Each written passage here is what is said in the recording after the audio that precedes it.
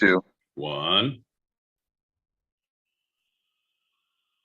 Now, here's a little story I got to tell about the two sides of life you know so well, the serious and the fun. Obviously told by John L. Peacock and my boy Pete. They have a little podcast named Two-Sided Pod. Don't leave now, it gets better after a few shots. For both in San Diego, they run this land. The sheriff posse's on their ass because they in demand. One lonely listener you might be. All of us together make a community, so get comfy, get spunky with how Pete acts. The show's about to start and my beer's getting flat.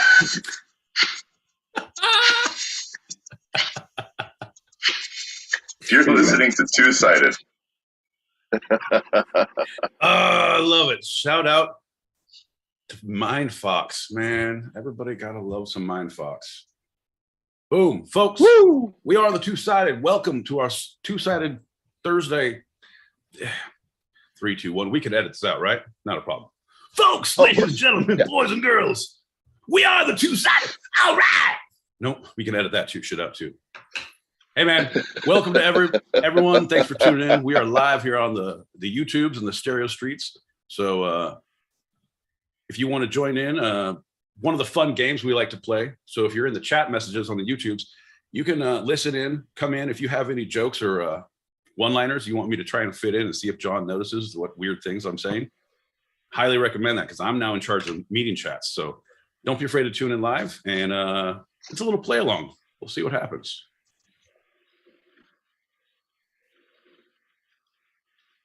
All right, Pete. Hey, buddy. Are you all right? I think I might be. There we go. I just got to set this up. I guess I am. Well, yeah, I guess I am. Sure, why not? Why not, John? The chat's there. You're there. I'm here. Yeah, we're good. All right, and go. Oh no. I wasn't ready. You didn't ask me. I was just seeing if you were ready. Oh, okay. Fair enough. Folks, we are the Two-Sided Pod. We're here every Tuesday, Thursday, 8 p.m. Pacific, 11 p.m. Eastern. That's 4 a.m. Greenwich, Meanwich sandwich time if you're across the pond on Wednesdays, Fridays. But sometimes you can't get up at that time. I understand. If that's the case, don't be afraid to follow us on all of our socials. You can, wherever you like to eavesdrop. We're on Spotify, Apple Pod, Amazon Music, Patreon, InstaSnap, Instacart, DoorDash, Patreons only, Patreons for fans only, fans for farmers only. I can't believe it's not butter. I can't believe I ate the whole thing.com. Our handle is at Two-Sided Pod, all lowercase and all one word. Ain't that right, John? No underscore. Right. Man, one of these days. Oh, there it is. Oh. Hey. Yeah. Let's do a shot and start the show. I feel randy. I feel frisky. I feel like chicken tonight. I feel pretty, oh so pretty. Let's get shitty and hammered. Hey, hey. We're drinking shots, and I think it's gonna be a day. It's nighttime, you asshole! Da-da-da-da-da-da. See that drunken ginger over there? You see what ginger? Where? The one over there on the Brooklyn side. In the TV. Come on, John. Do a shot. Bink, bink, bink. Cheers. Cheers, everybody. Mm. Yeah. All right. Giddy up. Ooh. Let's pop that last packet and away we go. All right, giddy up. Here we go.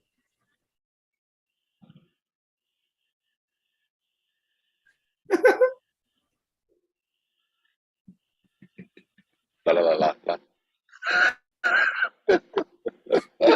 Drew, what's up, man? Good to see you, brother. Thank you for tuning in. Cheers, my friend. Cheers. And also, well, howdy.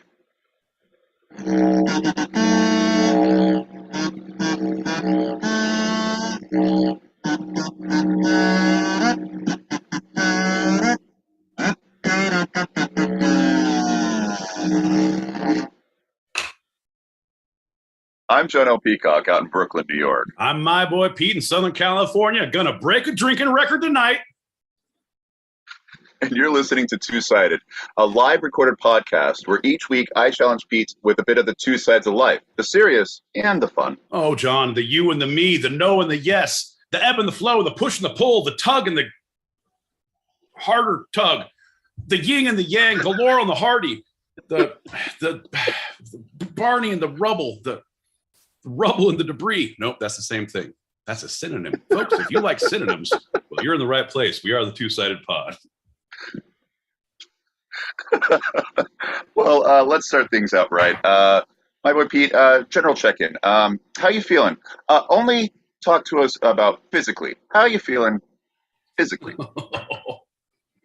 John, you know that feeling when you are leaning back in a chair with your feet up on the table, you're kind of rocking, and you get to that point where you're almost about to fall back, but you catch yourself at the last minute?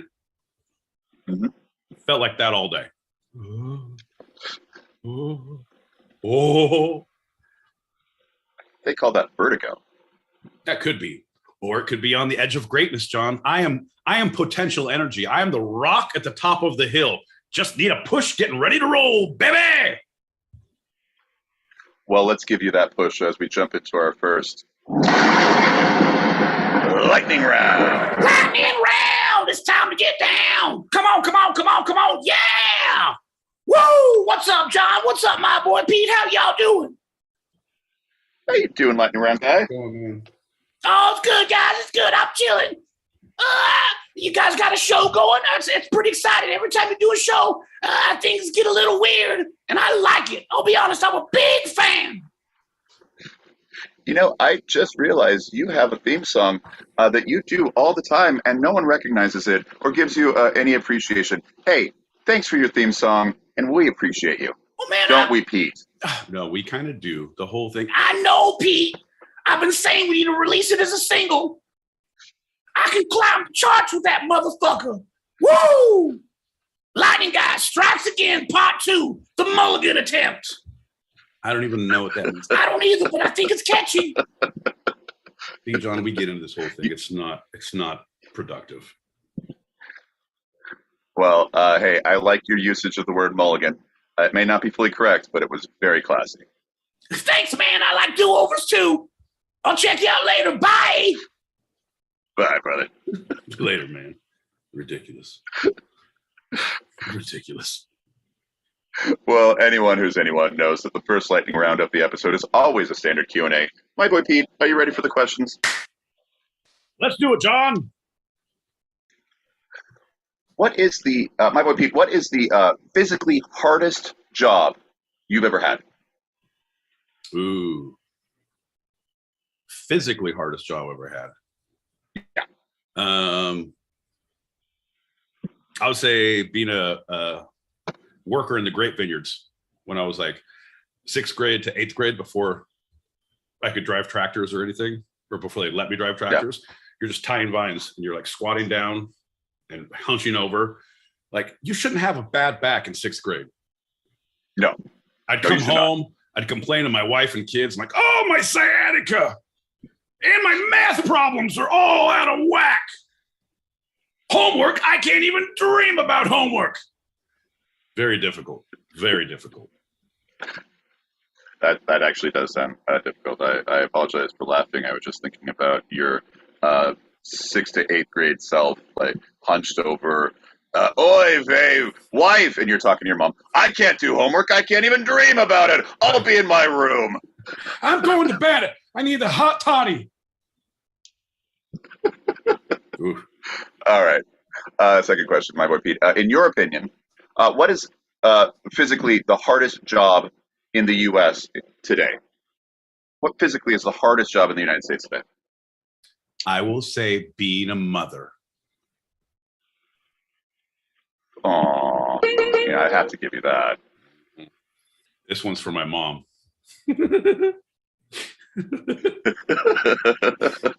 Hey, you're doing pretty good so far. Is this one appropriate for your mom? Is this episode going to be appropriate for your mama?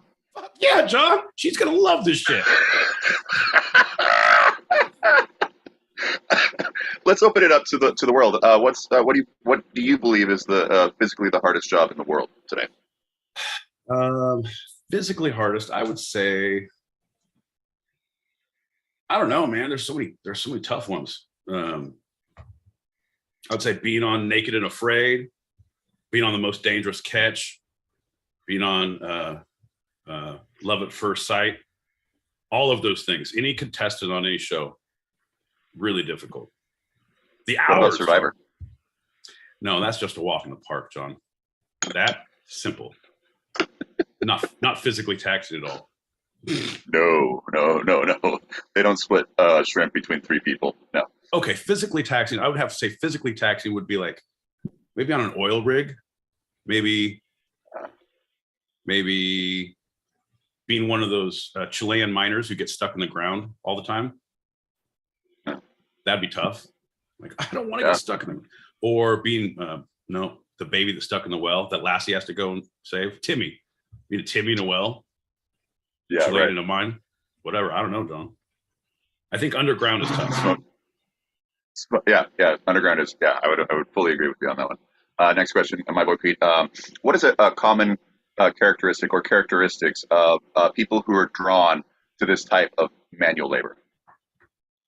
Oh, they're real mavericks, John. They're go-getters. They're to hell with the devil may care attitude. They look before they leap. They look before they leap? No, they look. Well, they're look at me leap. They say as they leap, and then they're not looking. Everybody, look! I'm leaping, but they don't. I guess I summed it all up wrong. Look at me! Like it's like that.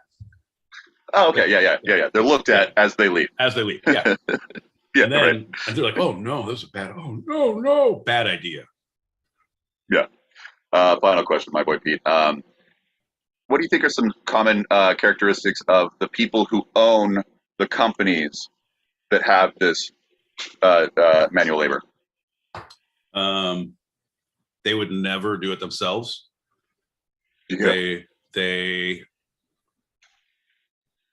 don't have the maverick attitude. They don't have the, hey, look at me, I'm leaping mentality.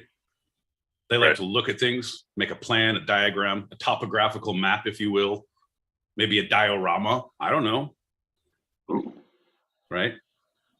Yeah. I would say rich. Oh, yeah, that too. But that comes with dioramas, John. Poor people don't make dioramas. I don't know what kind of place you've been seeing your dioramas, but mine have all been at Sotheby's on the auction block, real high end. All right. Yeah. Dioramas. I believe that's what most of these moguls who force the extreme manual labor on their workers definitely have in common. Nailed it. Yeah. 100%. 100%. Yeah. Wow. That went by like lightning, if you will. Right? Almost uncanny. Strange. It's a clever name. So it's not just a clever name. It's what it is. Okay, let's pop that one packet and get into our first segment. Sounds like plan. I've always been intrigued by those fucking oil derrick worker dudes. They fucking go down south and they make a shit ton of money. Right. And they fucking blow it all like maniacs. But I just gotta wonder, like, how serious is that shower? Like, after getting covered in fucking oil, like, these guys must spend like 2 hours in the fucking shower. Do you ever feel right after that? I don't know. Unclean. Yeah, you're like a baby duck after the Exxon Valdez oil spill. You just can't get clean. Do you think they just take baths in Dove shampoo? Not shampoo, but soap. No, man, I don't think you could do a bath. I think the bath would just like get it and you'd stick to it again. I think you have to have running water. I don't know. Probably pretty high pressure. Inquiring minds want to know, John. Now I'm all intrigued. Holy shit. Well, I mean, funny you should ask that because our serious segment tonight is It's about. all about showering, bathtubs. Dawn, the Exxon Valdez. Shit. Hold on, I'm gonna get there. No, what is it? Well, let's take a shot and find out. Shall we? Okay. Let's not be animals. Look at me. I already have a shot. I'm gonna pour over. Cheers, my friend. Pink, pink. Cheers. Go. Oh, we're going to talk about 16 tons. What do you get, John? What do you get? That's what we're going to discuss. Don't jump the gun, my boy Pete. All right. Timing, patience. Yeah. How long does that shit take? Patience. Right. I'm in. 16 tons. The song written by Merle Travis.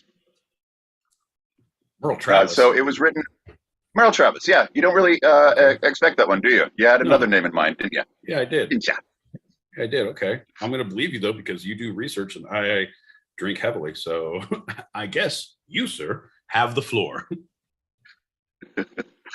Country and music and folk music musician Merle Travis wrote the song in 1945 or 46, recorded by Travis in 46 or 47, and released definitely in 1947 in his album Folk Songs of the Hills. Folk Songs of the Hills. Okay. All right. Okay. I feel like I need to look this up. Folk Songs of the Hills. I'm going to put it on my playlist. Folk Songs of the Hills. Folk songs from the hills have eyes. Folks, if you like what you've seen, if you're not scared of eating people, if you've ever been lost in the hills of the Mojave, you'll love Folk Songs for the Hills Have Eyes. Well, other songs from that album include an incomplete list, but John Henry, Black Gold, The Miner's Wife, Courtship of Second Cousin Claude. Holy shit. Miner's Strawberries. Let's not just gloss over these beautiful things. I'm sorry. I'm going to need that repeated again because I heard the courtship of Uncle Cletus. What'd you say? The courtship of Second Cousin Claude. The courtship of second Cousin Claude. Okay, so the courtship of is second cousin Claude being courted, or is he doing the courting? I need to know about this because I feel like Claude would be doing courting and he would be second cousin Claude, and it would be very bad. It would be he's throwing sheep's eyes at her, literal sheep's eyes, not like making googly eyes. I don't know, John. Well, it would be the courting of, since it's the courtship. He is the one doing the courting. Oh, okay. Second Cousin Claude. I don't know what else you heard about him, but second cousin Claude fucks. That guy fucks. It's about time he makes an honest woman out of her. Miner's Strawberries. And finally, for this list, Payday Comes Too Slow. Miner's Strawberries. That's strawberries picked by children under 18. Well, you let me breeze right past The Miner's Wife. I'm not even there yet, John. That's the end of it. Right now, this bit is as easy as taking strawberries from a baby. That's Miner's Strawberries to you, my friend. Miner's Wife. That's like me in 6th grade. I got that sciatica. My wife. Take my wife, please. She won't even help with homework. Barely cuts the crusts off my sandwiches. The Miner's Wife. Payday Comes Too Slow, by the way. 2 in that song title is spelled T-O.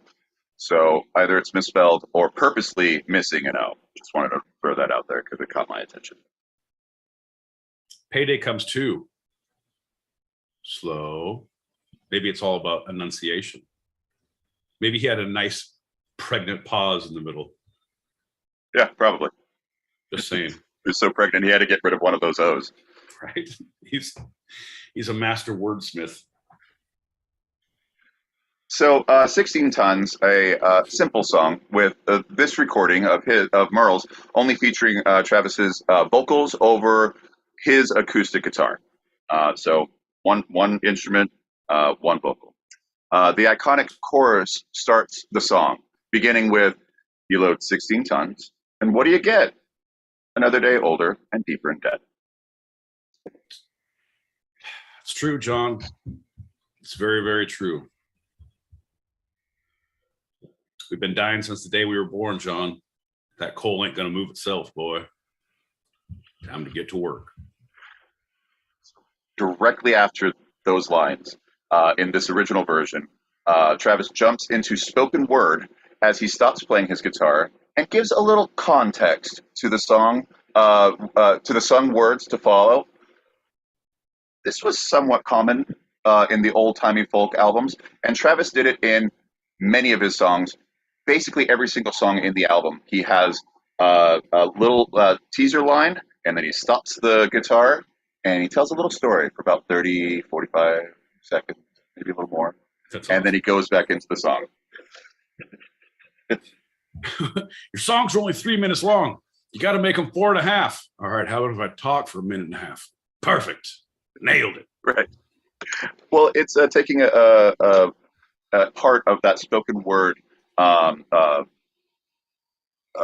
tradition that has kind of been lost in America. But A Christmas Story, the writer of that was a spoken word artist. He would just go around and tell stories. That's it. No music behind him, no nothing. He didn't have a book. It was all just come around the campfire and listen to my childhood out in Wisconsin. It was cold years. The old news from Lake Wobegon. Hey kids, you want to see it? Hey kids, you want to see a dead body? Every one of my stories starts with that. That's how you know it's going to be a good one. So in 16 Tons, he speaks of most Kentucky coal miners being in debt so much of their lives that they wouldn't see a red penny, quote unquote, of real money for years at a time, instead receiving scripts from the company store, little copper or tin tokens that could only be used in that store, and which would be marked against their accounts and would force them further into debt with the company. I owe my soul to the company store, John. It's just like the time I worked at Chuck E. Cheese. They only paid in tokens. So I was like, well, payday rolled around. You guys want to play some skee ball? See if we can't get tickets and get some nerds for dinner? Hey, you know that old saying, show don't tell? Yeah. He liked to tell a whole lot right before he showed. Good. I like what he's doing here. So then he dove back into the song with verse lyrics, such as, some people say a man is made out of mud, a poor man's made out of muscle and blood, and skin and bones, a mind that's a weak, and a back that's a strong. Oh, silly, strong, dumb bastards. When will you learn? You have the muscle, you have the will. Don't work for the company store anymore. But I reckon I can't do nothing else very good. You weak-minded son of a bitch. Made of mud. This song was inspired by first a letter from Travis's brother, John Travis, who wrote him about the death of Ernie Pyle, a war correspondent who had just been killed covering combat. Okay, continue. So John likened Pyle's job to that of a coal miner, writing, quote, "It's like working in the coal mines. You load 16 tons and what do you get? Another day older, deeper in debt," the word for word. And obviously he used all of that as his major chorus. The second major inspiration was that Travis came from a coal mining family. His father and grandfather were both coal miners their entire adult lives until the day they died. I always wanted to, Mom said I could be anything I wanted when I grew up. I just wanted to be a coal miner's daughter. Turns out I had to write a miner's wife because I wasn't. No, swing and a miss. So his dad would spin tales of the company gouging wages left and right, only allowing the company's store scripts to keep the workers tied to them, essentially creating a modern version of slave labor by keeping all money insular within the company town where all the miners lived. Well, yeah, I mean, when we have the compound at the Church of the Two-Sided, we're gonna give wages, but it's gonna be puka shells and beads that you can trade back to us for goods and services. You got to keep it going, John. That's how the economy works. Yeah. Yeah. This version of 16 Tons made a meager splash in the folk and country music communities, but not much in the mainstream audiences, and didn't even place in the Billboard's top 100. So fast forward roughly 10 years, and enters who? My boy Pete. Huh? Oh, Who? what's his face? The guy, the version we know from Forever Plaid. The guy, who has the little flute thing, the little piano thing. Oh, what's his name? Come on, John. I'll give you the first. Tennessee Williams. Yes, Ford. right. Yeah, Tennessee Williams. Ernie Ford. That's right. Tennessee Ernie Ford. Born Ernest Jennings Ford in Bristol, Tennessee, in February 13th of 1919, Ford would become a local legend and national treasure. He paved his way in the world through his gregarious personality, humor, wit, and most notably, his distinctive baritone singing voice. I could be a national treasure. Bullshit. I'm a baritone, whatever. Best man, better man. In 1955, Tennessee Ford was an established recording star who could claim several major country hits as well as a few minor pop hits to his name.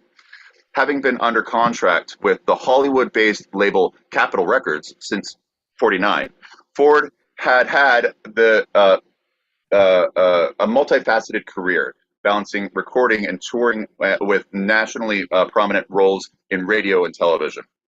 So he was constantly on the move. He was the Chuck Berry of his time. He was always hustling. He was always, and this took a lot of strain on him. So during the spring and summer of '55, Ford hosted a nationally televised daily daytime show on the NBC network, and also toured widely, and got worn out.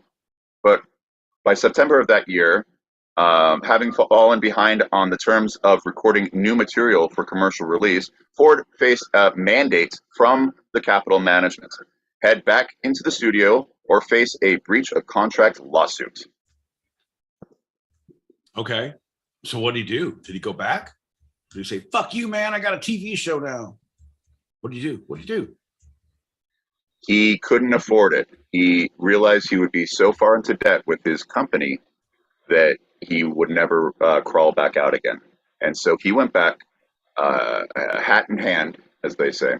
And in his memoir, Ford reminisces on the recording of 16 Tons, having been forced back into the recording booth to not be sued by the man. He was especially happy with the orchestration and arrangement of the song by the company's musical director, Jack Facentano, I believe is how it's spelled. Facentano or Fascistano. No, Facentano. I got a long quote. I'm going to just hit the highlights. Merle used a straight guitar music background. We used a flute, bass clarinet, trumpet, clarinet, drums, guitar, vibes, and a piano. It had a great, wonderful sound. So he also started, they asked, hey, Ford, what tempo you want it in? And he started snapping, and he said, that.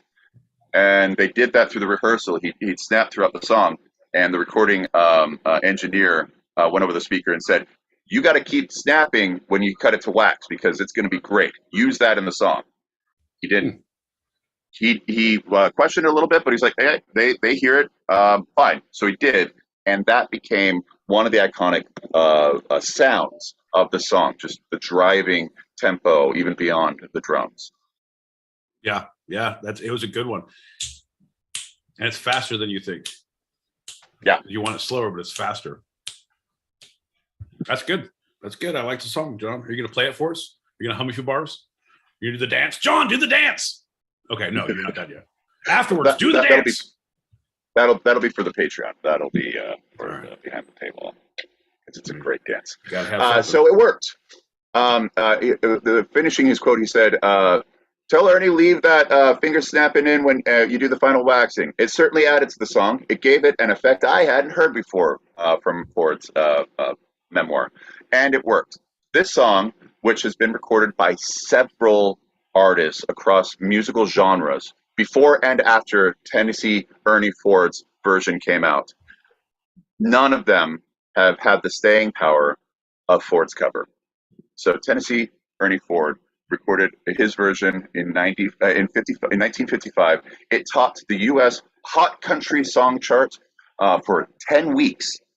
And then after that, the song found another glory in spending on the pop music charts another 8 weeks at number 1.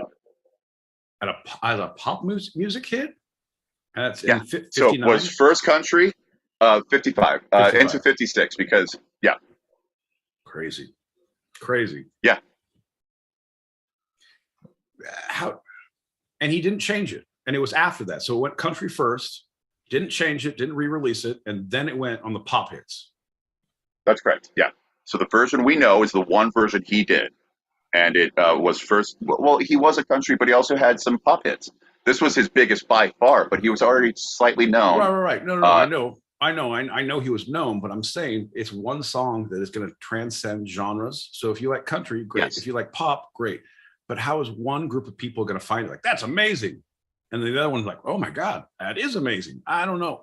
Name a song that would happen, that would be today. We're like, and it doesn't happen at the same time because everyone releases music and they'll hear it, experience it together, and it goes up the charts. But like, how did it? That's interesting. It was a delayed response. Okay. Well, I'm sure they initially marketed it straight to the country scene, and so that's why they heard it first. The radios were stations were playing the country radio stations were playing the song first. So the pop audience didn't really hear it yet, but then it leaked out.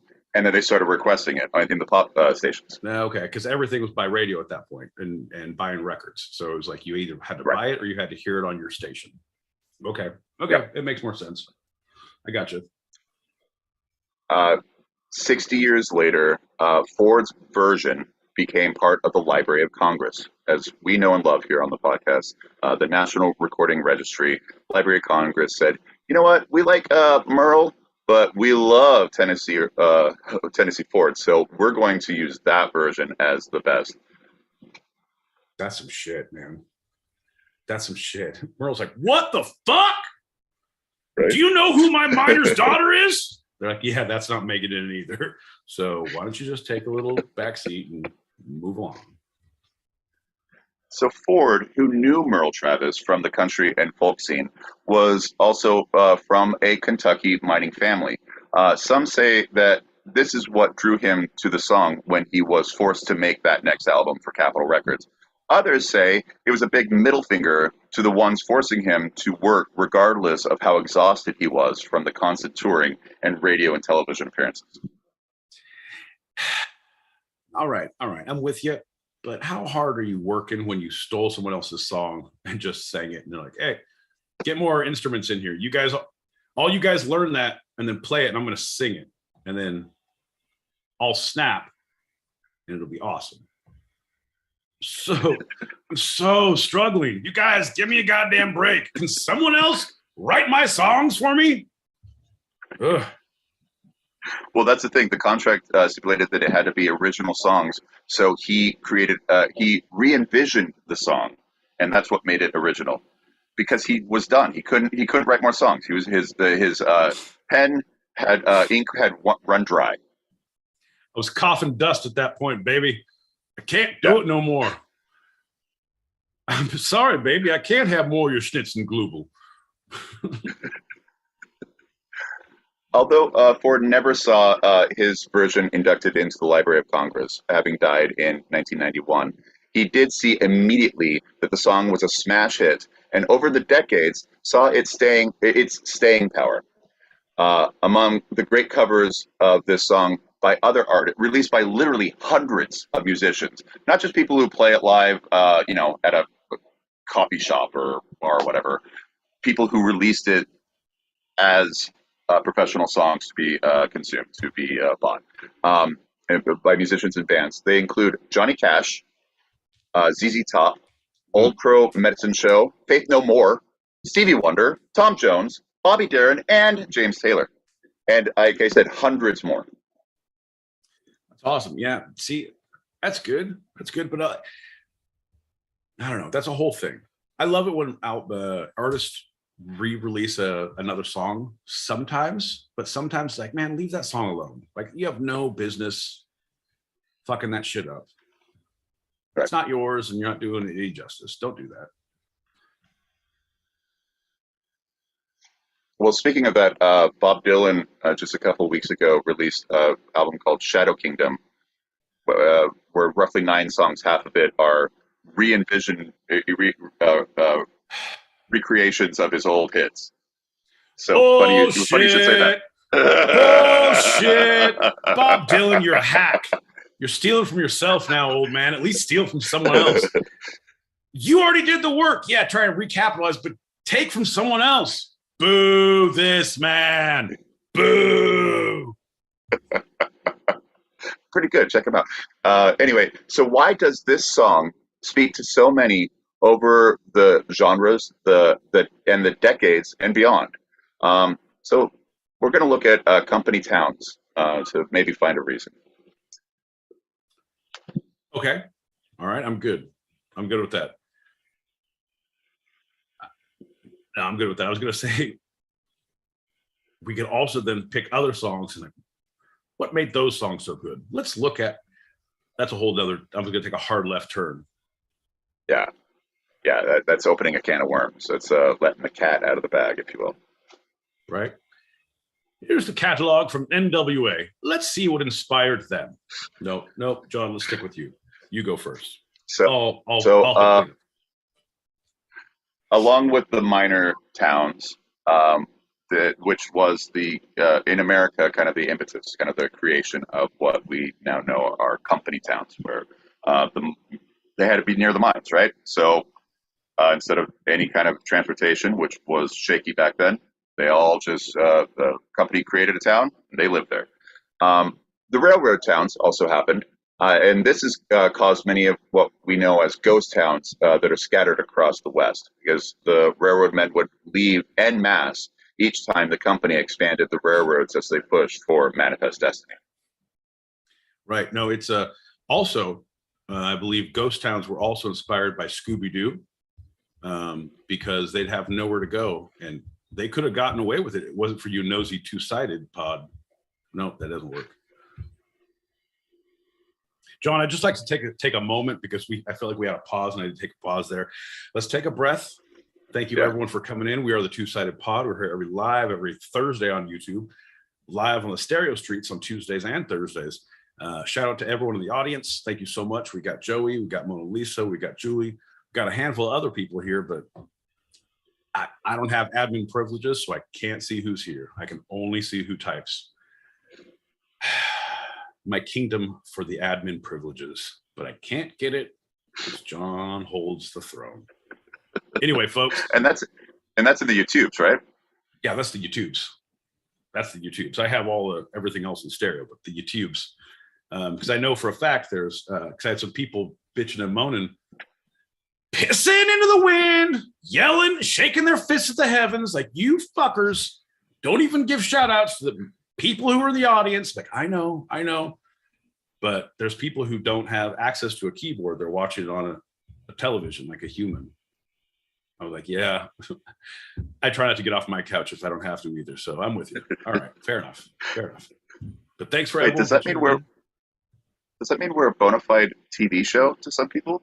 John, I hope so, because this is rated NC-17. I like criminal mischief, where there's going to be drinking, smoking, bad language. If John keeps up this, it's going to be violence at the end too. John's already Partial going. nudity. I was going to say, look at John's shirt. I haven't seen so much ginger cleavage. Jesus Christ. It's some bullshit. All right. But anyway, folks, thank you so much. Welcome. Let's get back into ghost towns. Ruh-roh, John. The Pullman luxury railroad car company was notorious for their oppressive towns in and around Illinois, raising rent whenever, while never raising the salary of the poor employees who had to stay in the town in order to work for the company. The rent was automatically deducted before paychecks went out, and many times the checks were in the form of scripts. So the workers couldn't take their money to the town, to the next town over to grab a drink, because these towns were all dry.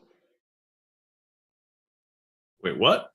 So it's not because they don't accept the money, it's just because they're dry towns? Yeah, so all of Pullman's towns were dry towns. And he realized the one thing his workers wanted to do was go to the next town over and go to the bar and drink. And he didn't want his money leaving his town and therefore his company. So he wouldn't give them real money. And if they ever came back with bottles of booze, they could be like fired, docked pay, et cetera, et cetera. So it's like super dry counties, but it was company mandated. That's crazy. That's like when we first started this show, the first iteration, when we said it's going to be a totally dry show, and like it lasted for a week, and it was very uncomfortable for everyone involved. And then we just ditched that. We still pay with scripts, puka shells, and pox infested blankets to each other, but we drink now heavily. Well, speaking of that, cheers. Cheers, everybody, because that's true oppression right there, and we don't care for that.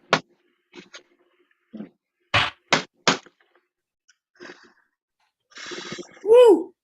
Ooh wee! Ooh shit, son. Okay. Most of this was happening in the late 1800s, and from the 1920s on, company towns went into decline and obscurity because the workers no longer needed they no longer needed to be close to their workspace, because the affluence of the nation grew exponentially in this time, and the means of cheaper transportation made it no longer necessary for them to be tied to the 5-mile radius of whatever mine or factory. I thought it was because they had a pandemic and they all worked remotely. All the miners zoomed in from home. But no, it's transportation. All right, fair enough. Yeah.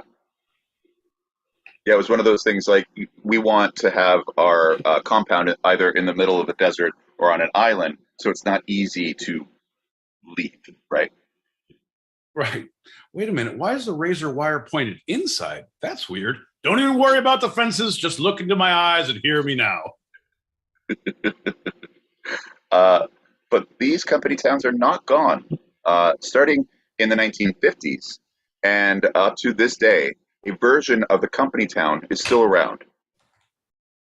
Many car manufacturers and meat packing companies have their own version of the company town, making them around their plants and far away from any cities of significance to stall employees from getting away and taking their dollars away from the insular cycle of profits for the owners and board members.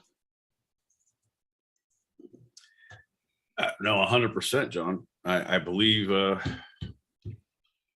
didn't listen to that last sentence, but I'm pretty sure that's the way it is.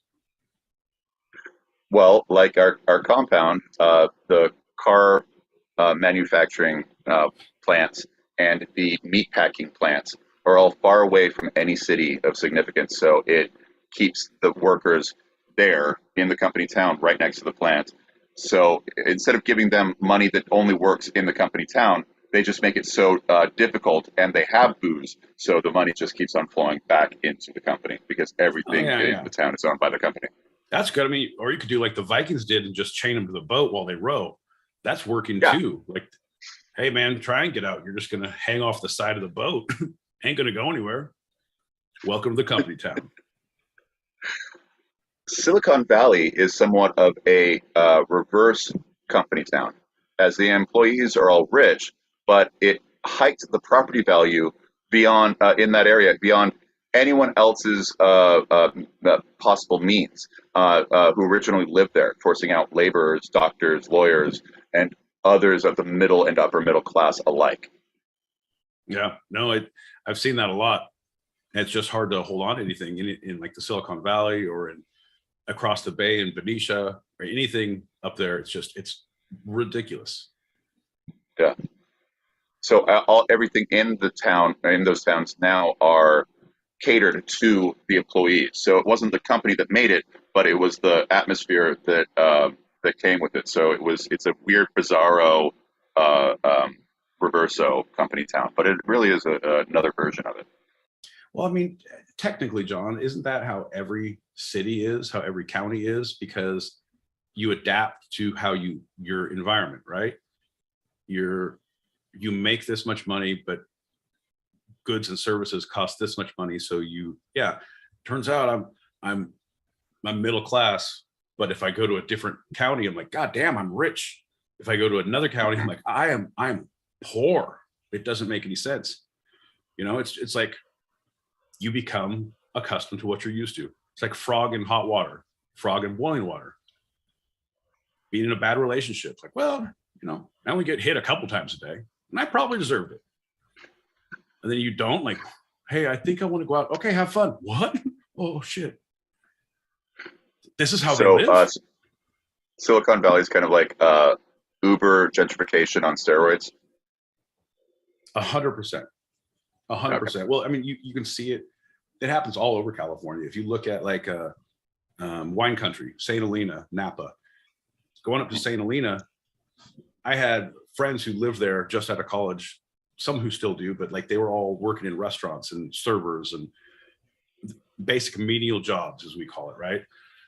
But their income was so good and their rent was so good. Like I went to go visit, and just to go to brunch, it was $70. Like, we just drank beer. We didn't have cocktails, but it's like nothing for them. For me, I don't know how I'm going to get through the rest of the 3 days out here if we're drinking like this in these kind of places. I wasn't planning for this. It's just how the town becomes, and like everyone raises their prices, and then it drives anyone out. So we don't like your kind around here. Move along. Yeah, I guess you're right, because it wasn't the companies like Google of Silicon Valley that created all these stores and restaurants and bars. It was just because their main home base was there. The employees flocked there, paid their own rent, bought their own houses, but had so much money they could throw it around, raising the value, making people right. Yeah. Right. So the restaurants who came, like, yeah, this is a $20 meal, but I can get $80 from this asshole. Like, of course I'm going to sell it for $80. And now a normal asshole can't come by and spend $20 on it. It's like, it's a goddamn burrito. Fucking burrito, man. Yes, but it's filled with quinoa and love. I'm going to burn this motherfucker down before I stop paying the bill. Yeah, we Reiki that burrito. It is filled with very positive energy. We put it into a sound bath where it gestated, and then your waiter, Trudeau, wrote a backstory for your burrito. So here's his story. And he would be pleased if you didn't eat the burrito because it needs to go to a good home. This is bullshit. Right. Well, so that aside, going back to the company town, there's Amazon. Okay. Company cities for Amazon have popped up again and again over the past decade plus. A new one was just recently completed west of Phoenix, Arizona, in what used to be just the desert outside of Phoenix, Arizona, looking like a modern where? Like ghost town. Goodyear? Beyond. Buckeye? Keep going. Beyond. Beyond Buckeye? Like over by the freeway interchange? Not too far. Not too far from the plant. Wow. That's crazy. Yeah. Like the alligator stadium or the big kid with the tractor. Yes. See, folks, you don't know shit until you've driven from California to Arizona hundreds of times and the landmarks are stupid. What do you mean a big kid with a tractor? I shit you not, folks. It's not a billboard. It's not advertising anything. It's a giant toddler, like, oops, I blew up the baby.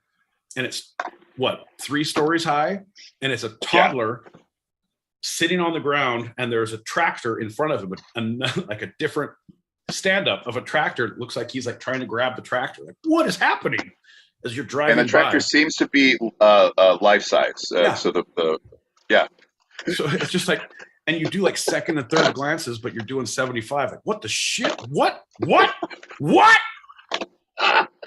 There's no pullout. There's nowhere to go see it. It's in the middle of a goddamn field. Yeah. That's the insanity of Arizona, folks. That's why you need to visit. It's not an exit off of that freeway for another like 20 miles. Yeah. Crazy. Fucking crazy. So the last time I saw this town in the making, it looked like a modern day ghost town. Because most of the buildings, the houses, the stores, etc., were all completed but completely unoccupied, as the Amazon factories weren't yet fully functional and the employees had yet to arrive. That's awesome. That's awesome. There's something creepy about that, John. If you go to a full town, or if you go into a store, a giant store that's no one there, like, what is happening? I'm waiting for, like, it's a shooting gallery. I'm waiting for a nuclear bomb to go off to see how it damages the structures. Like, there is something very off-putting about an empty town. Recently, I had a conversation about Times Square during one of the major blackouts several years ago, and they were on a bus that went through Times Square, and it was completely pitch black, and there was no one around. It looked eerie, right? It looked like Silent Hill. And it reminded me that in 2020, one of the only times I was in Manhattan at all, because I was mainly just in Brooklyn, because it was a different thing, there was no one in Times Square, but the lights were on. And so that was even weirder. That was just, it didn't make sense. My brain couldn't fully compute it. John, this is another night terror you had. I don't want to go on a limb and say that didn't happen, but I'm guessing it didn't happen. Turns out I was in a coma for about 2 years, and I dreamt, nope, it wasn't a dream. I'm pretty sure I was in Times Square and no one was around. All the lights were on. I was dressed in small, thin sheets of prosciutto, and then a bunch of blondes in togas chased me, and they threw small cocktail pickles at me. I'm 99% sure it happens. Anyway, how was your week? The song's message about the struggles of the working class still resonates with people today, reminding us of the importance of supporting and fighting for workers' rights. It's a poignant reminder of the hardships that our grandparents and great-grandparents and even our parents and us too faced, and the sacrifices they made to provide for their families, especially with the echoes we see of the management manipulation for maximal profits while tossing the rights of their employees aside as much as our capitalist-inclined laws will allow. All right, well, hear me out. The sacrifices our grandparents and our parents, and to some degree we have all made, it's because they want a better future for the next generation. I'm banking we're not going to make it there. So, hey, man, let's not give this next generation anything. They're a bunch of stuck-up little bastards. Let's take it with us. If we could get buried with all this stuff, Oh my God. Today, John L. Peacock died and took with him the carbon footprint of a small city. He didn't want to be buried in a brass or copper casket. He wanted to be buried in a 747 that was still running. Fuck your couch. Shouldn't have given you people money.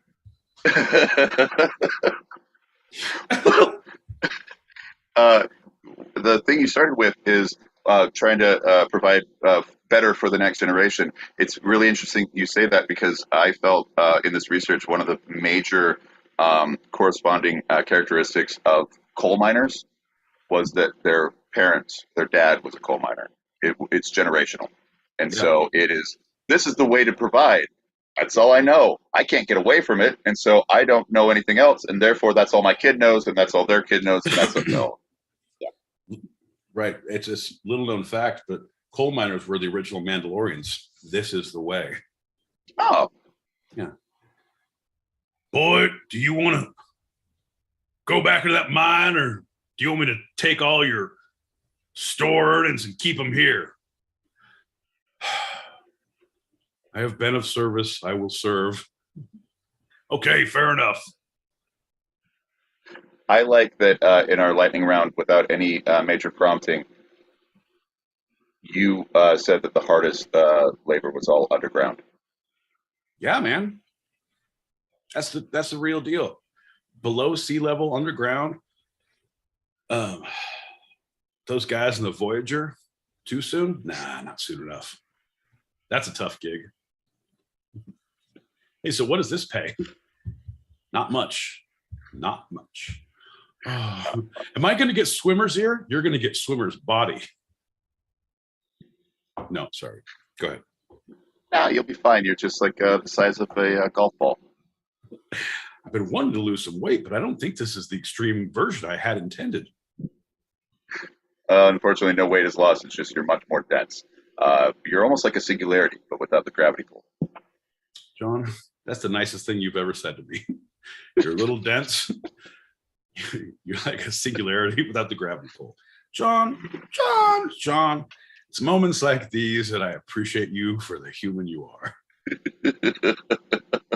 Well, let's appreciate some more humans. We got a whole lot of packets to pop. Let's go through those quick and move forward. Giddy up, baby. Oh, shit, son. Get your glasses ready. You know who it is. Oh, shit, son. Get your glasses ready. You know who it is. Sliding in to give a hearty hello to the Foundation and a virtual fist bump to John L. Peacock, Esquire, and my boy Pete. Virtual fisting to my boy Pete. As you were. Virtual fisting. Cheers. Bink, bink, bink.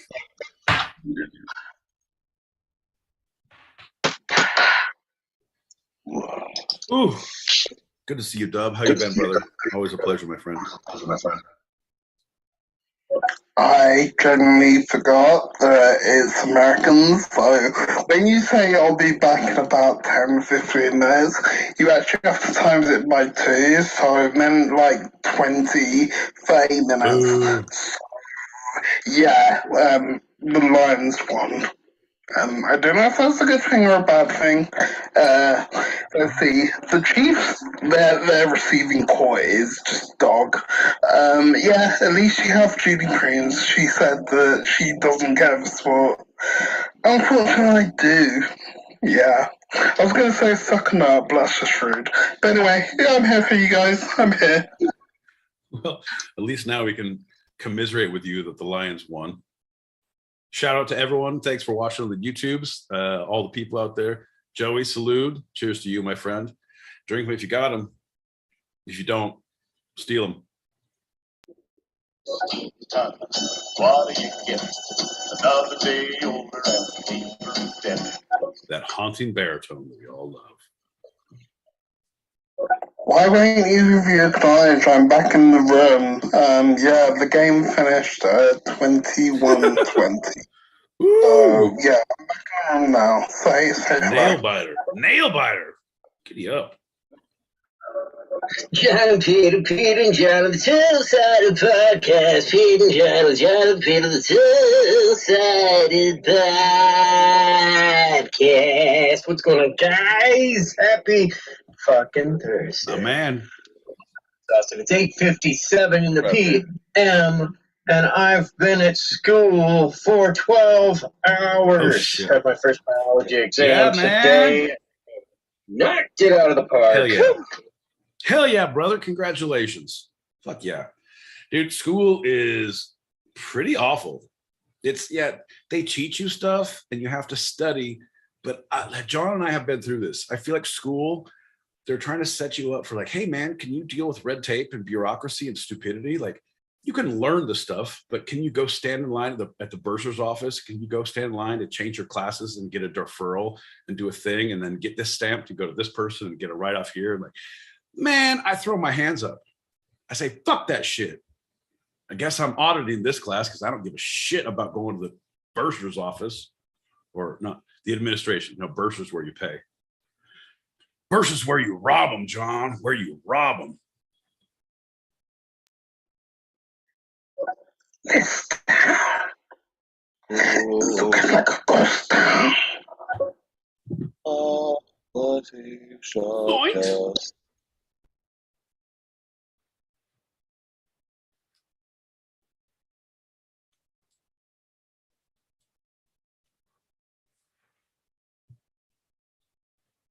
Away from that area, just Right. there's more opportunity, and then that leads directly to ding, ding, ding, ding, ding, ding, ding, ding. Hey boy, you got a right purty mouth. Won't you squeal like a hog for me? Wee, wee.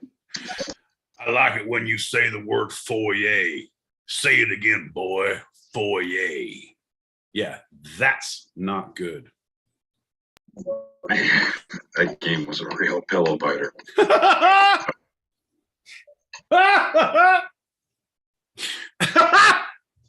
Fucking dub. Ah, God damn it. John, is it too no, it's not too soon because we have to do the rest of the show. Let's do a small shot and continue with the show. Packets are popped.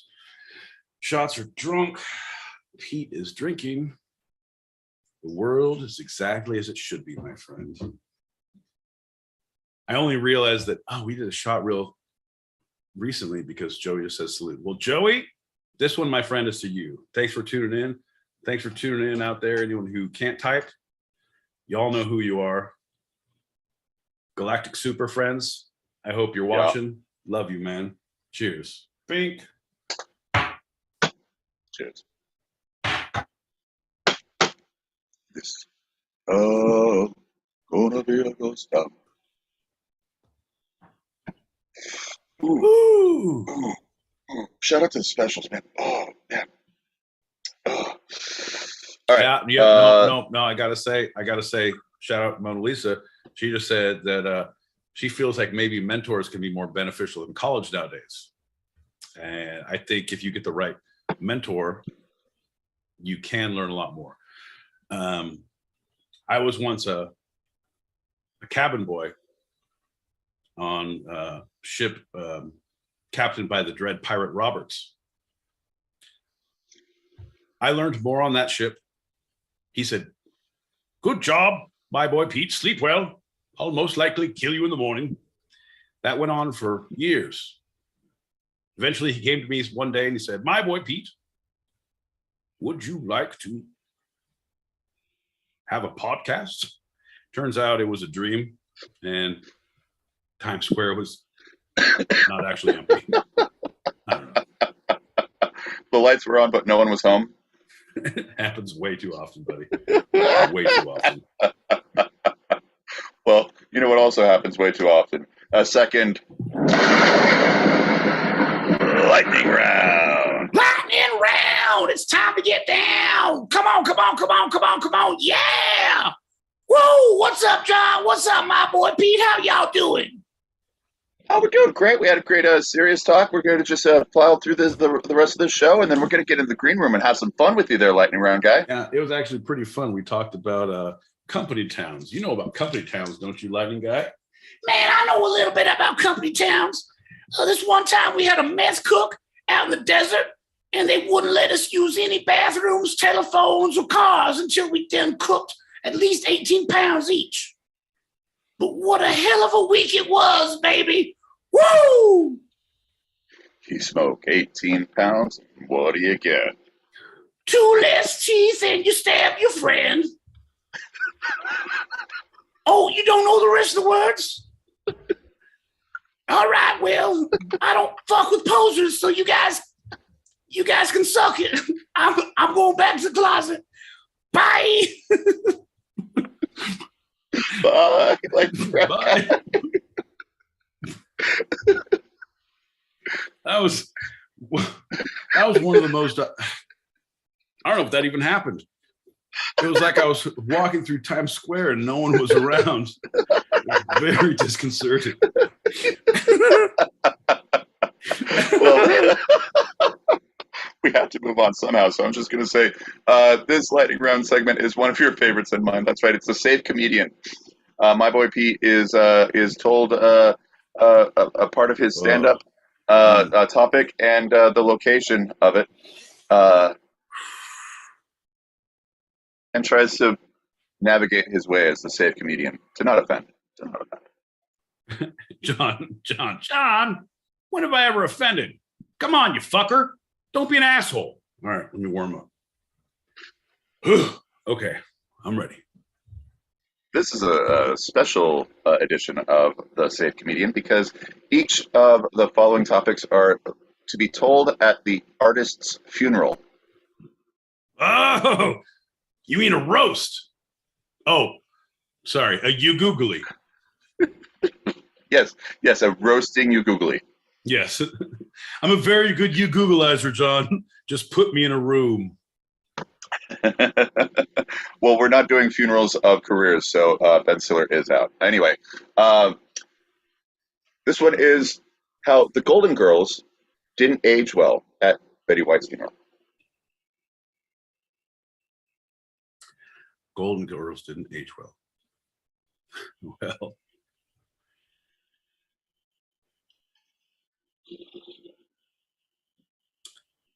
folks, I know it's a sad occasion. We're all gathered here. And it's not like I threw a party. We're invited half the people that lovely Betty knew. But if you did, the biggest gift would be from me. And the card attached would say, Blanche was a whore. Folks, you can't have this kind of... No, that's not it. Thank you for being... No, card attached would say... Nope, that's not it. Okay. No, Safe Comedian. Folks, on a somber occasion such as today, we all gather together not to cry and feel forlorn about losing someone so close, so talented, so near, and so dear. No. It's to celebrate what they did in their heyday. And celebrate the fact that Golden Girls went off the air in the late 80s. Because holy shit, have you watched that lately? Blanche was a whore. No, I got to stop saying that. No, go to the next one. Let's try it again.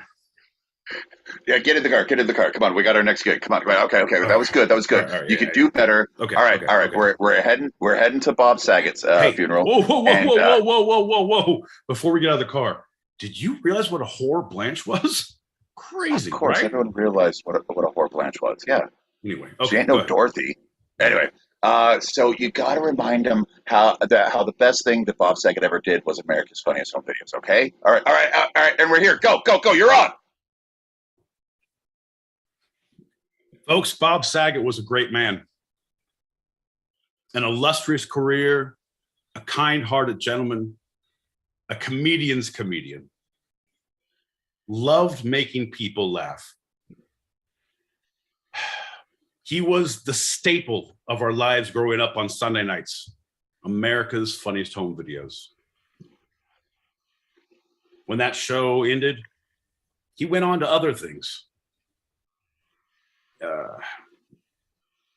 Some may say his best line was, "Have you ever sucked dick for marijuana?"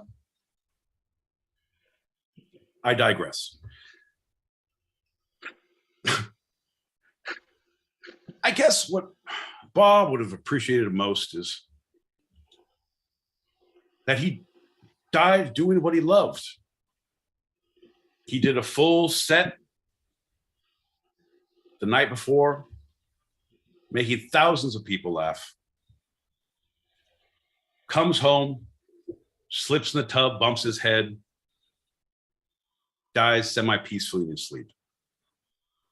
I guess the irony of that is that if it was on video, he probably could have won $10,000 on his greatest show, America's Funniest Home Videos. Folks, that's been my time. Rest in peace, Bob Saget.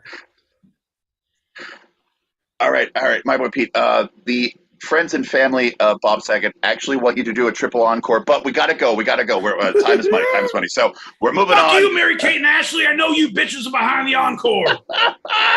Get in the car. Get in the car. All right. Now we're gonna talk about. Okay, we all know that this next funeral artist, her soprano voice was extremely overrated. You really got to talk about that. Fit that into your set somehow. All right, it's Whitney Houston's funeral. All right, and you're on. Go, get out.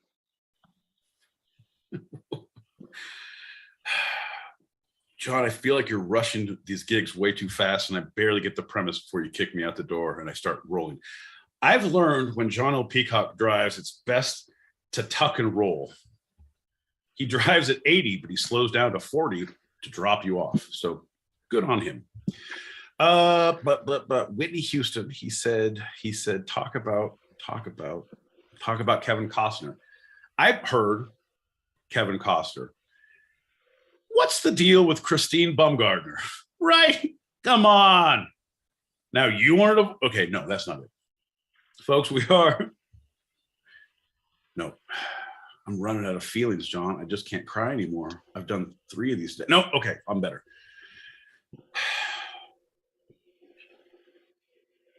Folks, I promised myself and my manager, John L. Peacock, who was kind enough to drop me off here at the Church of Our Lady of Perpetual Motion, that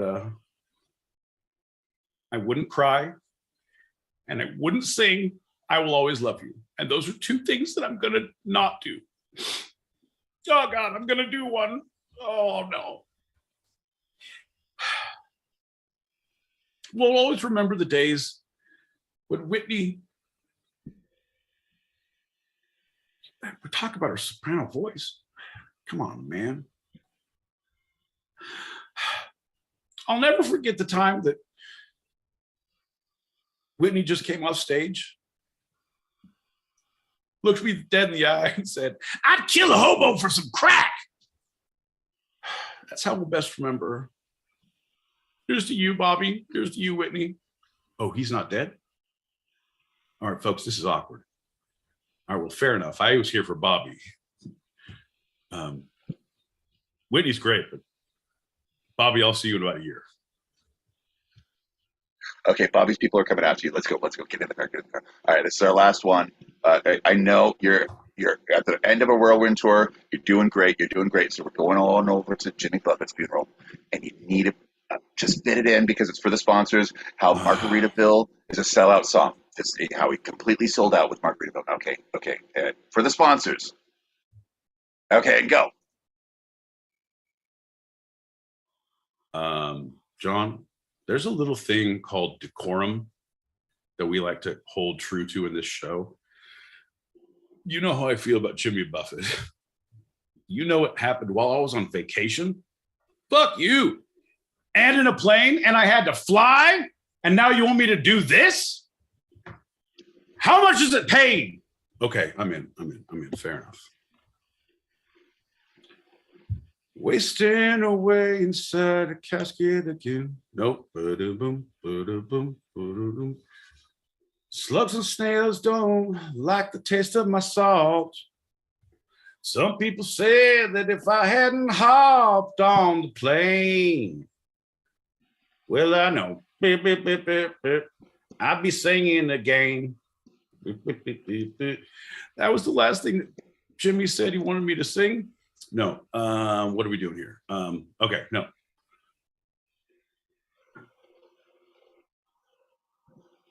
Premise is that it's commercialized. Is that it? Is that it? Is that it? No. Listen. No, I'm going to save you from this one because I appreciate your respect for Jimmy Buffett, and that was a hard one because I don't even know why I did it. I feel a little dirty, and you called me out on it. So I'm going to give you it. You're a fucking animal. At least stick with like the tragedies from like 2 weeks ago. That it used to be like, okay, give it 2 years and good, but we're animals now. So it's like, all right, well, give it 3 weeks and we're good. You gave it 3 days, John. 4 days, 5 days, 4 days.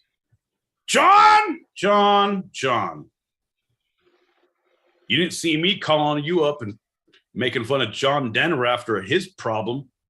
When JFK Jr. went down in the Chesapeake Bay, you didn't see me calling you up and doing, oh, I think I have the best time of my life here. I'm not John.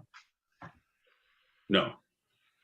Well, then to make amends, quick shot to Jimmy Buffett. All right. Oh, God.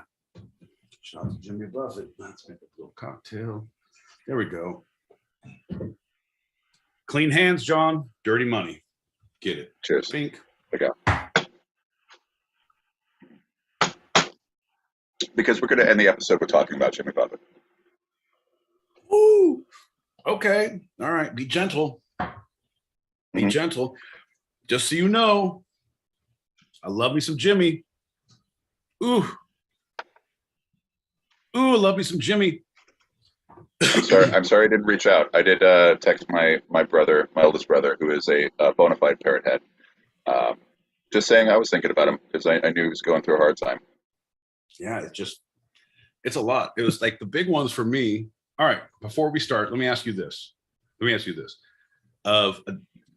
Who are people that you didn't know but were influences in your life that when they passed was difficult for you? Like not like, oh, my grandma, my grandpa. That whole bus full of nuns as I ran them off the road on that cliff face. All of that. I'll never stop hearing their screams. Like that kind of thing. Yeah. Who were the influences, the major influences, celebrities, or what you might consider celebrities? Yeah. Had impact. Yeah, I will go straight to the first that I recall that really rocked me, and I didn't think it would. Phil Hartman. Okay. Because I was watching news radio as it was happening. You know, I've been watching Simpsons for years. I knew him from SNL, and there was just something that when he died, I felt the world was a little less funny. Yeah, no, it's that was a tough one because that was the first one that rocked me, where I saw like, oh, domestic issues can cause issues. Like, holy shit. The funniest guy in the world, I would say Phil Hartman, Chris Farley, John Robin Prine, Williams for me as well. Robin Williams. Prine recently. Oh yeah. John Prine. Oh yeah. Mona says Amy Winehouse for sure. Yeah. Ooh, she was great. Her and Tony Bennett were amazing. Yeah. And then Rehab Song. Oh hell yeah! I'm sorry, that was a great irony, but like I love it. Yeah, it's a masterpiece. I was doing a theater camp, a summer theater camp, and we actually spent the day. We just canceled all of our regular programming and spent the day helping with the kids, just kind of processing what that was, because it hit all of them and us, the counselors, really hard. Yeah, no, it was big. It was big. Anthony Bourdain was another one for Oh me. yeah. No, and it's, I don't know, man. You look at, I know this is way off topic. It's going off but you say, no, this is way off topic. It's going to go down a long road. No, we're good. Okay. I'm just gonna cap. So Phil Hartman was the first that I remember. MCA. The biggest MCA.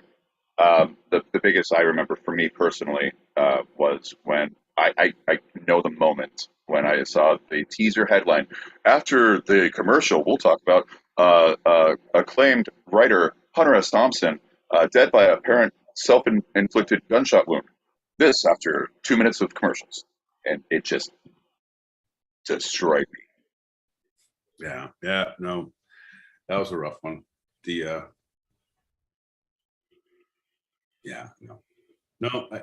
not gonna go. Do you want to finish this show, or do you want to take a hard tangent? Because I can go off all night on this, John. Right. Yeah. Let's let the audience. Let's let the live audience know that we will be hitting all of their messages after this segment and this part of the show is over. We'll transition into the green room in this room, so all the messages will be played. Shit. Yes. No. The one I'm gonna say shout out now, just in case. Dharma goes throughout, and I see already like ahead Bowie. Oh, fucking Drew just said Bowie too in the YouTubes, but that was a big one. Yeah. Lemmy. See, Lemmy didn't hit me as hard. It was tough. Like it was hard to like see, but no. Prince, Michael Jackson, all those ones. I had to go. Saget. Gilbert Godfrey. John L. Peacock. Huh? Wait. What day is it? No. What? That's not now. Continue with your show. Folks, we are going to pop all these packets after this last segment in the green room. So the green room will continue in this same room. You don't have to go anywhere. You don't have to leave the stereo streets. We will pop packets. So we will continue this conversation. It will continue, and we'll all have a nice wind down in the green room. So stick around. We will play your messages. Yeah. So, all right. Beginnings. James Warren Buffett was born on Christmas Day in 1946 in Pascagoula, Mississippi. I'm surprised I knew how to pronounce that. Anyway, Pascagoula, Mississippi, and raised in the port town of Mobile, Alabama. His grandfather, James Delaney Buffett, was a captain on a steamship, and his father, J.D., traveled to India and Africa with the Army Corps of Engineers before settling in Mobile. Yeah. Mobile. Mama, it's really be the end to be stuck inside a Mobile. There it is, Mobile. The Memphis Blues again. All right. Similar. Can't believe I released an album of my own songs. Everybody buy. Half new, mainly old. For young Jimmy, the Gulf of Mexico was the doorway to a world of adventure where the characters he heard about in his grandfather's stories were waiting to be discovered. His grandfather was a major influence on him, both musically and in the storytelling sense. This was the siren call of exotic ports that was in contrast to his days as a school student and an altar boy, and it only took a guitar to take him off course from the life his parents had imagined for him. John, I love your writing. It's hard. I know you have a paragraph, and it's very well written. But I was like, I want to jump in on that sentence. I want to yell there. I want to say this. Like, he learned from his grandfather stories and the exotic ports. Like, boy, have you ever gotten chlamydia from Thailand? It's exotic, and you will burn when you piss leaving there, boy. So dumb. Okay, go. So after high school, in college, he saw how a fraternity brother of one of his fraternity was with a guitar garnered the attention of girls, and he was down. So he quickly learned a few basic chords and started playing himself. Suddenly, Jimmy's world opened up. While he still attended classes, he quickly had his first band and went from busking the streets of New Orleans to playing 6 nights a week at Bourbon Street clubs. That's awesome. That's awesome. And that was back when busking was still allowed down there. Yeah. Like every corner, every place. Like you get kind of called off now. But that's awesome. Well, this kind of derailed him college-wise. Auburn University was his first, and the party life had its price because he found himself flunked out of Auburn. In '66, he enrolled at Pearl River Junior College in Poplarville, Mississippi, and to help pay expenses, on weekends he began working as a street singer and the busker of New Orleans. That experience was his first band. Coming from that experience was the Upstairs Alliance. That was the name of the first band, the Upstairs Alliance. Okay. It was a trio. Did anyone in the band that we know, or was it just guys who fell off? Totally. Yeah. All right. So what you're saying is that I can tell my dad he can claim he was in the original Jimmy Buffett's band. All right, fair The enough. Upstairs Alliance. Yeah, the Upstairs Alliance. No one knows. Perfect. His band playing all around the South created a loyal fan base, particularly in his hometown of Mobile. Despite his growing interest in pursuing a music career, he, at this point, stuck with his books and earned enough credits to enroll at the University of Southern Mississippi, and in 1969, he graduated with a degree in history. And he married his girlfriend, Margie, that same year. And what year was that? 1969. 69. Okay. Okay, so he's in college, so he wasn't affected by NOM. He went to school instead. Right, but he graduated in '69. Nam was until 70, right? 72. No, that's when it ended. So he could have been drafted. Yeah. Yeah. Was the draft still going on? I was still up until 70. 71, they were actively, but in like 60, 68, 69 was the big push. Anyway, okay. That was a big push, yeah.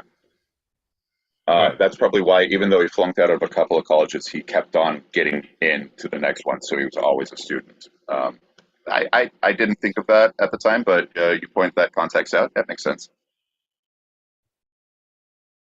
Yeah, man. So the couple moved to Nashville, and he was hired as a reporter for Billboard magazine, as we know as the Billboard charts, and to try his luck as a folk country singer.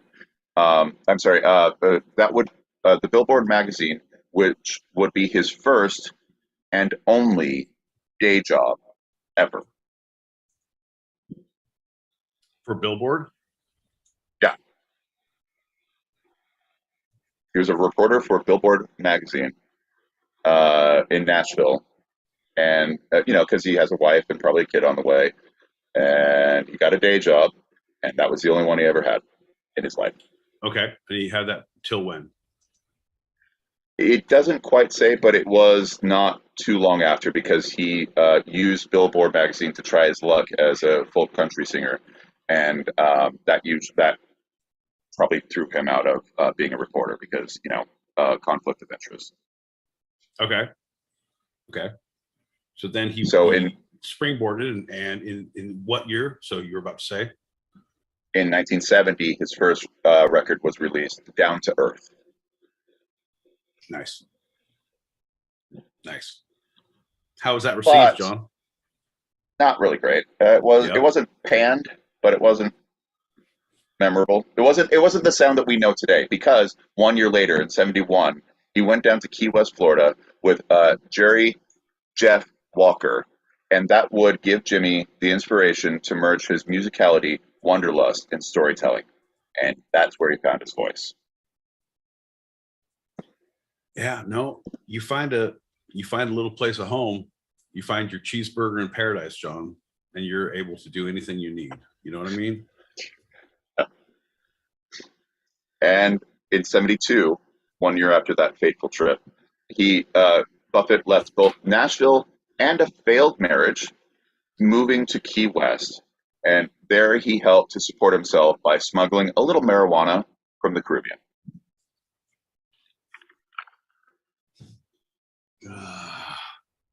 John, my favorite song.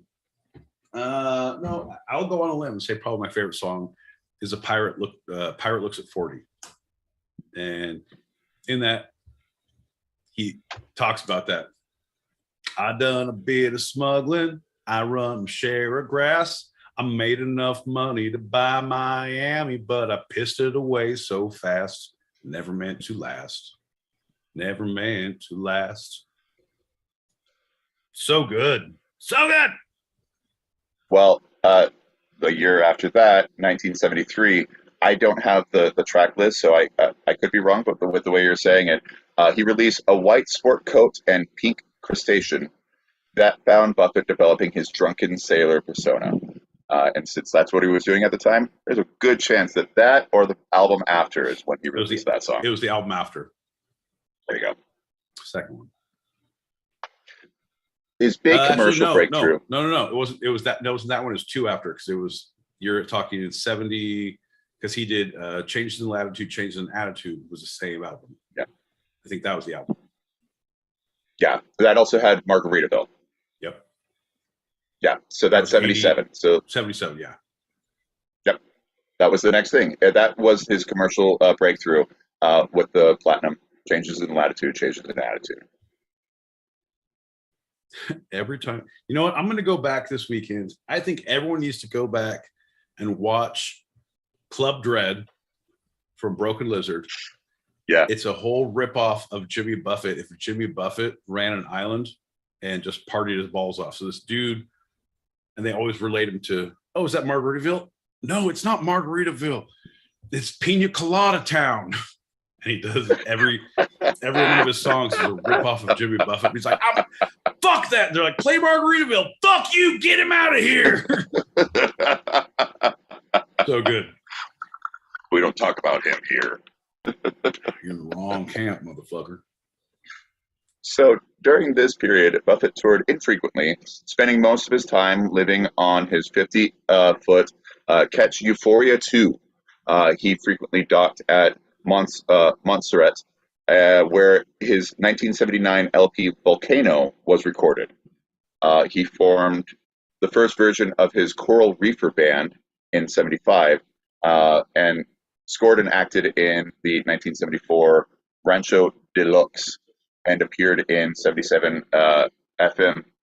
His 1981 Coconut Telegraph album inspired the fan club newsletter of the same name, which was the subscriber base and the super fans, the Parrot Heads. Yeah. So good. So good. Like anyone that, you had your Deadheads, you had your Parrot Heads, you have your, anyone who has like a fan base that is named something is amazing. Yeah. I'm so glad that we have the foundation. It's right. Amazing how that works. Don't fly on any private jets, John. It's going to end poorly for us, I feel like. I ain't rich enough for that. So at the start of the 80s, his yearly albums stopped going gold, and he went kind of into the country market again. But by the middle of the decade, his the summer tours were what really was filling the bank account. And so steadily growing core Sunbelt fans, the Parrot Heads, made his concert into Mardi Gras-like affairs. Hell yeah. So you can go to, and like, you can go to any show, right, that you've been to, invited to, and like sometimes you will not like it. It's bullshit. Because the music is bad, the show is bad, but there's other times you go to a show, I don't like the music at all, but the show is amazing. I have such a great time. I saw Guar once, which was amazing. Will I listen to their albums? No, it's not on my playlist. But I will always go to The a show. entertainment value is amazing. Period. Like it just you're in a whole different world that is fun. You know, it's like you're being transported. Yeah. You don't have to enjoy the music, but you are out of your normal element. You are out of your normal world, the humdrum normalcy of life. You can go to a lot of concerts that do not transport you. Oh, it's a singer-songwriter event. Great, yay. Okay, great song. That's even the best ones. That's amazing. It's amazing. Nobody got lit on fire. Nobody spit blood on anyone else. I am not entertained. I guess that's not Jimmy Buffett, but you can understand the relation there. Yeah. This was a bit of a shift. He launched in the mid 80s his first Margaritaville line of clothes and opened the first of his Margaritaville clubs in Key West. He also turned to fiction writing and landed a book on the book bestseller list. He also started doing more live albums, so he wasn't creating a whole lot of new material, but he was channeling and bottling that energy that were the Mardi Gras style concerts that he was playing, and used that to keep on having new things being released for the radio, while he was fed into more and more fans coming and being parrot heads at his concerts. Right. Well, that's the thing. Play your hits, like what people love. These are what gets people into it. Yeah, it's a great song, but it's the spirit, it's the environment, it's the feel of the song. So if you can play a live version, you have the crowd ambiance, you have the things happening. Your timing is different. You stop for 3 seconds, tell a little story, and then you continue with your song. That's right. You know what I mean? It's brilliant. It's brilliant. It's storytelling at its best. So this changed his life. The life of a struggling musician at an end, Buffett soon switched into business mode, ditching the more relaxed lifestyle in favor of building up a multitude of entrepreneurial interests connected to his music, like Margaritaville and the beer Landshark, which comes from his song Fins, one of his most famous songs. It's a good song. I'm not a big fan. Of the beer? Of either the song or the beer. The beer, no. The song, no, not so much either. Like, I get it. You can just go and say, like, oh, here, put some Buffett on, and people play Fins. I'm like, it's a poor man's version of Jokers to the left of me, Jokers to my right. Here I am stuck in the middle with you. Yeah. So the man who sang songs about the simple life became the ambitious and hardworking businessman, employing thousands of people with a personal fortune estimated by Forbes magazine at about $1 billion. He was a billionaire. Jesus. That's crazy. That's crazy. $1 billion. And he kept on releasing albums, releasing more than 50 albums across his career. He toured almost continually and was working on another LP this year, 2023.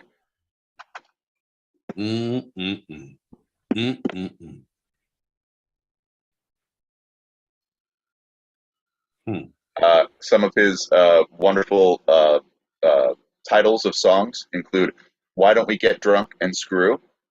and "My Head Hurts, My Feet Stink, and I Don't Love Jesus."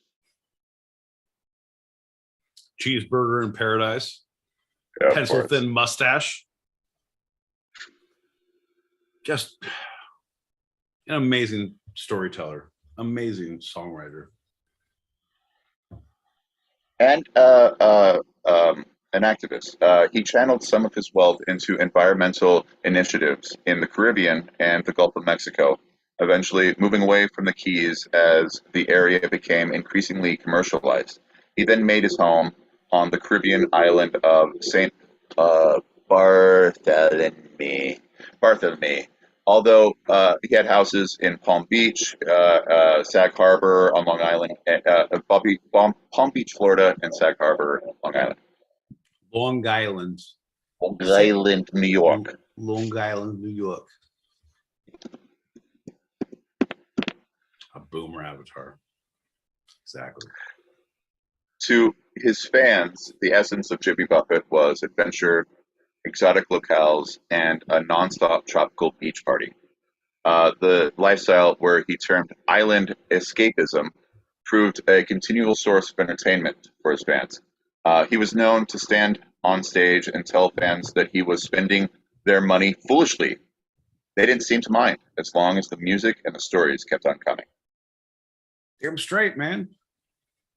No one cares. Like, of course, I need you to get rich and entertain me. I don't give a shit what you do as long as I'm entertained. Yeah. Very Roman, very gladiator. Are you not entertained? Yes. Bread and circuses, as we've talked about before. Mm-hmm. So Jimmy Buffett died on the 1st of September this year, 2023. He was 76. He had lived with Merkel skin cancer, receiving treatment for it for years, which was what eventually took him. Buffett continued to perform during his treatment, and his last show was a surprise appearance in Rhode Island in early July of this year. Yeah, he put it down. He was amazing. Well, it's the same thing. Norm Macdonald recorded a comedy segment before he went to the hospital and died 2 days later. Yeah, he did his whole show. Just in case. Not even a show, John. It was a kind of a show. It was thoughts. It was things that I wanted to work on. Things, that were important to me. But I don't know. What do you think? What do you think? You get a finite timeline, right? You get a diagnosis and you're like, you have this. Would you work harder? Would you work less? Would you wait to the end? And like, oh my God, I procrastinated so much of my 2 years, 4 years, 1 year, 2 months, whatever it is.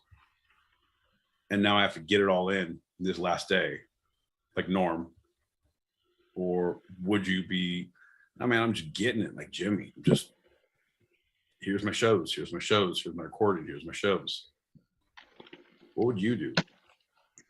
I'd like to say I'm more Jimmy, but I'm probably less than Norman. Meant to do that special a day or two after the operation. Yeah, no, I like to live every day as it was my last. So I just wrap myself in a blanket, look out the window, and cough lightly. Vacation!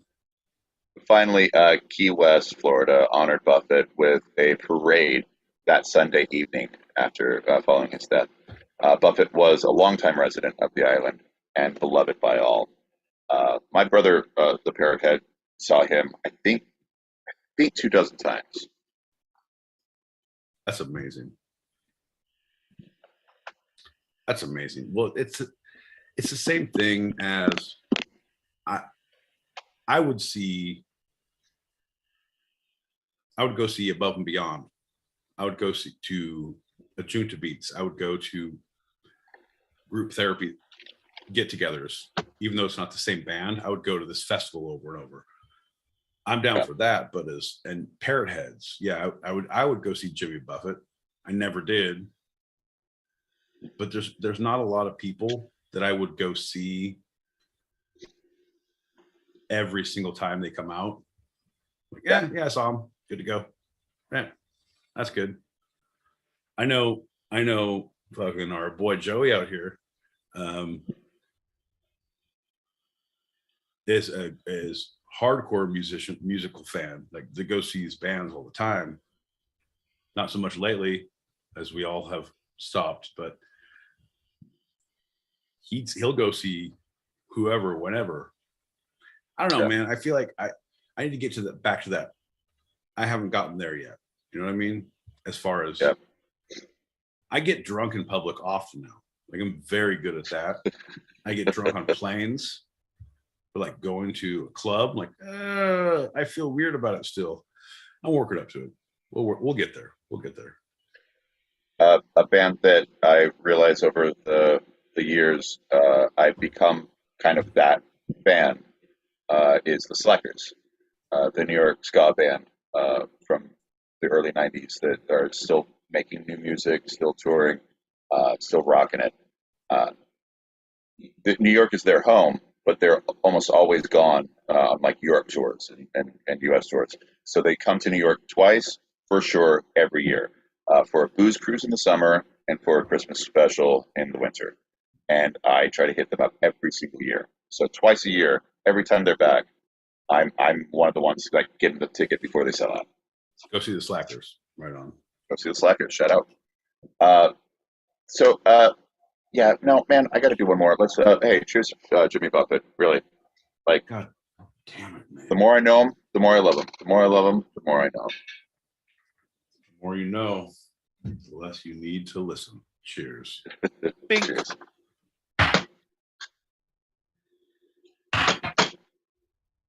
The sources for this episode of Two Sided have been first segment, songfacts.com, countrythangdaily.com, birthplace of countrymusic.com, the Library of Congress, You Discover Music, that's a U, not YOU, but You Discovermusic.com, pophistorydig.com, oldtimemusic.com, and americanprogress.org.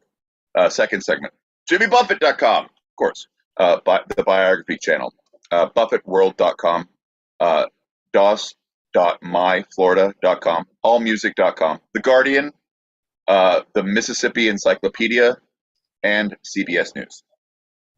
Jesus Christ, John.com. I'm going to get, I don't know if that's taken, JesusChristJohn.com. I was just thinking how difficult the show would be to research if you didn't have .coms. If Al Gore hadn't invented the internet.com, we have been in a shitload of trouble. .org. However, he did. So here we are. .edu. My boy Pete, before we get out of here, is there anything from this episode you'd like to take a second glance at, a second look, a second thought, a second opinion? This is Pete's Retraction Corner. Here's the deal, folks. Ladies and gentlemen, boys and girls, children of all ages, I stand by everything I tried in this podcast. I stand on the shoulders of those who have come before me. I stand on the shoulders of those who have died trying to get in my way. I am the human ladder. No. I am the human centipede to equality. No, I take that back. Anyway, I regret nothing.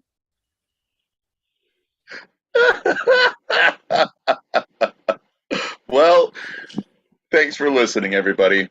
We have our open chat show live on stereo every Tuesday at our usual start time. So if you want to join us or want to throw some topics out there, email twosidedpod@gmail.com. That's TWO, sidedpod@gmail.com.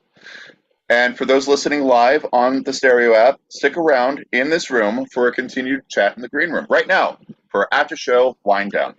That's a wrap for tonight. I'm John L. Peacock out in Brooklyn, New York. I'm my boy Pete in Southern California, and I just started listening to your segue. You say our usual time, but you don't say 8 p.m. Pacific, 11 p.m. Eastern. That's 4 a.m. Greenwich Meanwich Sandwich time in Southern California. Again, I said that before, but I'll say it again. And this was our show. You can eavesdrop wherever you get your podcasts and even join us live, both on our YouTube channel, handle @TwoSidedPod, all one word, and the stereo app. Every Thursday, 8 p.m. Pacific, 11 p.m. Eastern, Oh, there 4 he is. a.m. Greenwich, Meanwich, Stanwich time for those across the pond. Wednesdays and Fridays. As we talk about the two sides of life, the serious and the fun, here on Two Sided. I love you, Pete. God damn it, John. Thanks, everyone, from the YouTube. Appreciate your tuning in.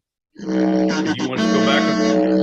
that after that you can also, but can you